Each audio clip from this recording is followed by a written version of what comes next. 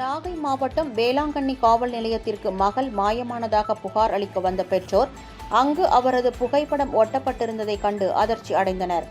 நாகப்பட்டினம் ரயில் நிலையம் அருகில் கடந்த 21ஆம் தேதி ரயிலில் இருந்து தவறி விழுந்து 30 வயது மதிக்கத்தக்க பெண் இறந்துவிட்டதாக நாகப்பட்டினம் ரயில்வே போலீசார் வழக்கு பதிவு செய்து உடலை கைப்பற்றினர். தொடர்ந்து உடற்கூறாய்வுக்கு பின் யாரும் உரிமை கோரி வராததால் உடலை போலீசார் நாகப்பட்டினம் மயானத்தில் இறுதி சடங்கு செய்துள்ளனர்.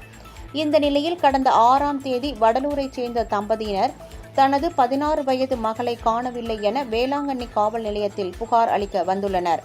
அப்போது காவல் நிலைய விளம்பர பலகையில் ரயிலில் அடிபட்ட பெண்ணின் புகைப்படம் ஒட்டப்பட்டிருந்ததைக் கண்டு அதிர்ச்சி அடைந்துள்ளனர்.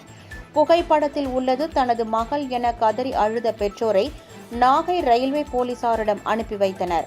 அப்போது தனது மகள் உடலை ஒப்படைக்குமாறு ரயில்வே போலீசாரிடம் அவர்கள் கேட்டுள்ளனர். ஏற்கனவே இறுதி சடங்கு நடத்தப்பட்டுவிட்டதாக ரயில்வே போலீசார் தெரிவித்துள்ளனர். காதலித்து திருமணம் செய்த மகள் கணவருடன் வேளாங்கண்ணி வந்த நிலையில் உயிரிழந்ததால் இறப்பில் சந்தேகம் உள்ளதாக கூறி வாக்குவாதத்தில் ஈடுபட்டனர்.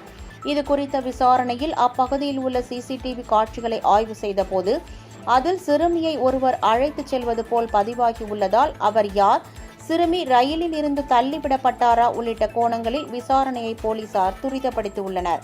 மேலும் சிறுமியின் கணவரையும் பிடித்து போலீசார் விசாரணை செய்து வருகின்றனர். தொடர்ந்து உறவினர்கள் உடலை ஒப்படைக்க வேண்டும் என வலியுறுத்தி வருகின்றனர்.